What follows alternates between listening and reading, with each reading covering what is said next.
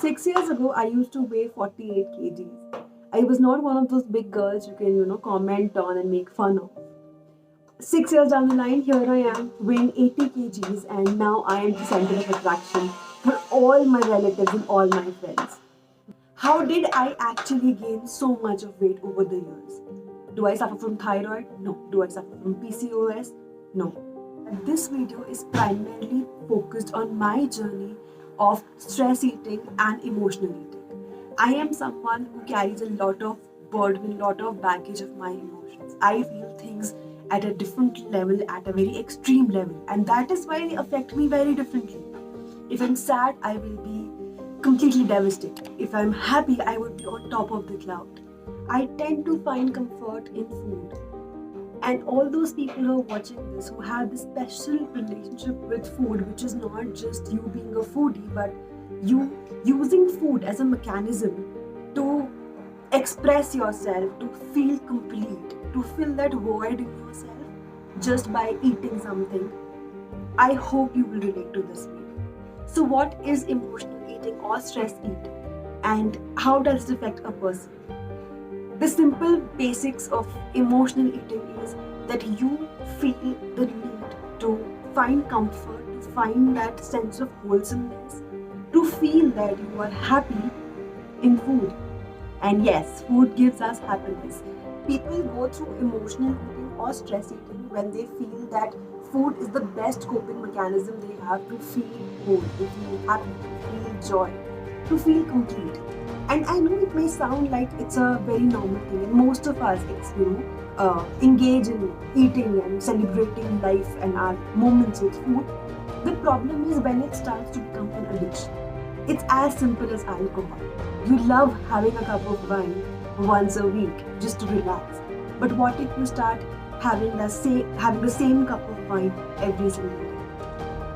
What if you start using your life moments as an excuse to have that one? That's what happens when you are emotional. If you're happy, you want to celebrate, you will order that large pizza.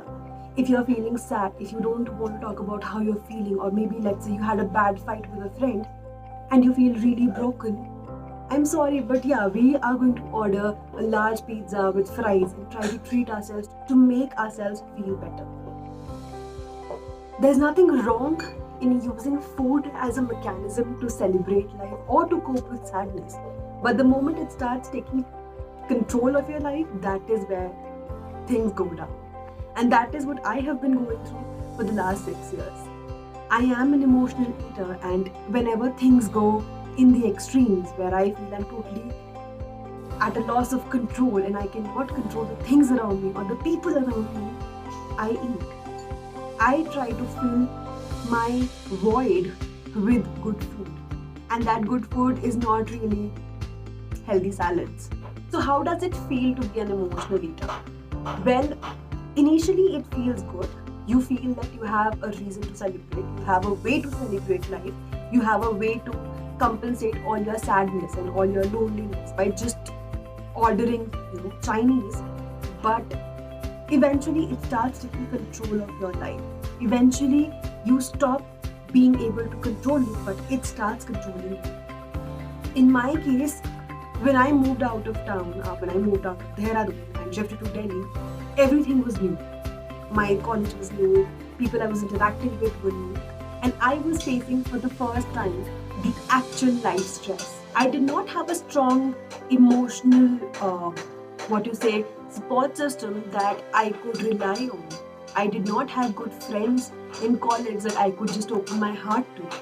So I would stay in my PG on days when I didn't feel like going out, simply ordering food just to make myself feel pampered, myself feel good. And the problem is, the more life happens, the more shit happens in life, the more there is a need to feel good.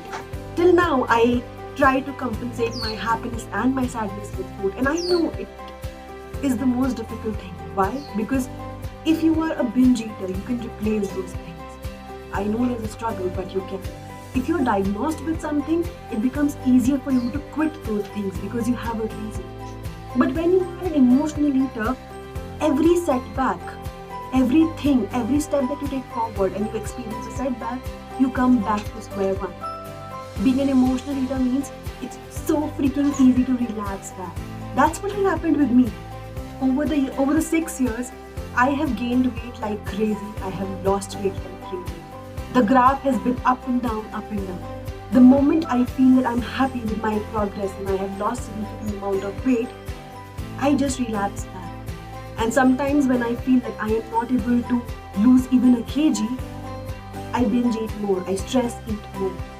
And it's not that I don't feel that I need to be responsible for my life. The problem is, it takes a lot of courage, it takes a lot of efforts to be very cautious about what you put in your mouth.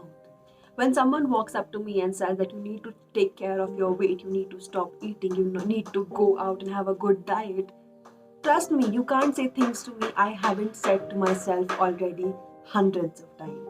I know I need to take care. I know I need to be responsible for myself and come up with actually efficient coping mechanisms to handle my stress and my emotions rather than just resorting to food.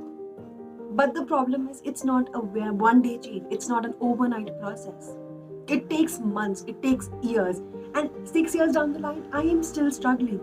And I am not ashamed to share that, because there have been days, there have been moments, there have been months in my life when things made sense, when I felt I was in control of my life, I was eating healthy, I was working out, I was happy and still living a balanced life. And yes, I've fallen off the radar. I have fallen off, I have disappointed myself, and here I am at 80 kgs all over again.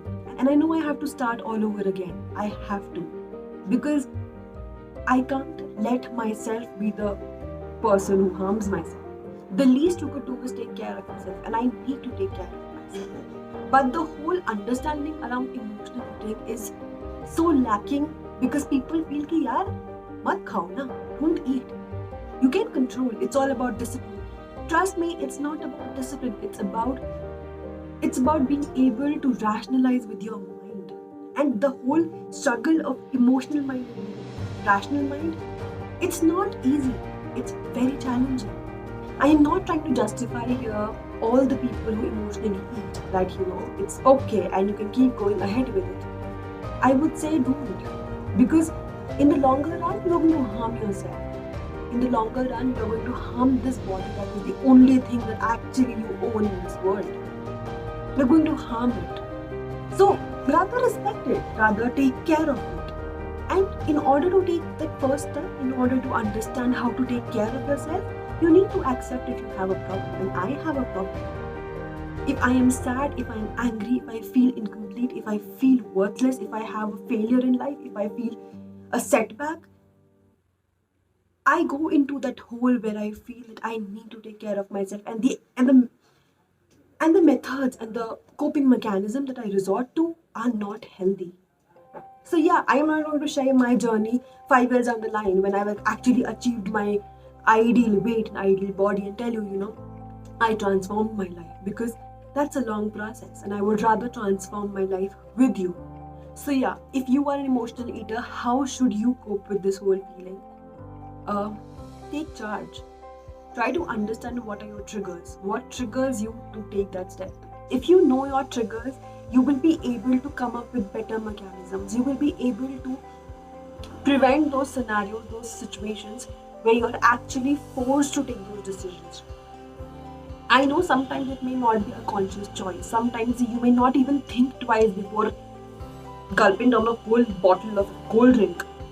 But you need to be more careful. You need to start taking care of things. You need to start understanding that everything that you eat will not really help you in the longer run.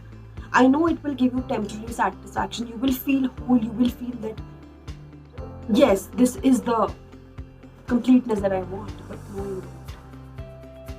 You want to be happy, and I am telling you there are ways to be happy. And stress eating and emotional eating just to compensate with what you're feeling is not the way out. It's not. For those of you who are watching this video without any understanding of what emotional eating is, and you want to get more into the details of the science behind it, I am linking some of the articles below so that you can have a look, because you need to understand that this is not something people do just for the sake of it. People don't want to gain weight just because they want to gain weight. And just because some of us are not really in a position to have strong and good coping mechanisms for our emotions and stress doesn't give you the right to just body shame us any day. If you like this video, please hit the like button. Please share with me your stories and your coping mechanisms to deal with issues like stress eating and emotional eating. Also, if you want to stay tuned to more such videos from my channel, please hit the subscribe button and follow my journey.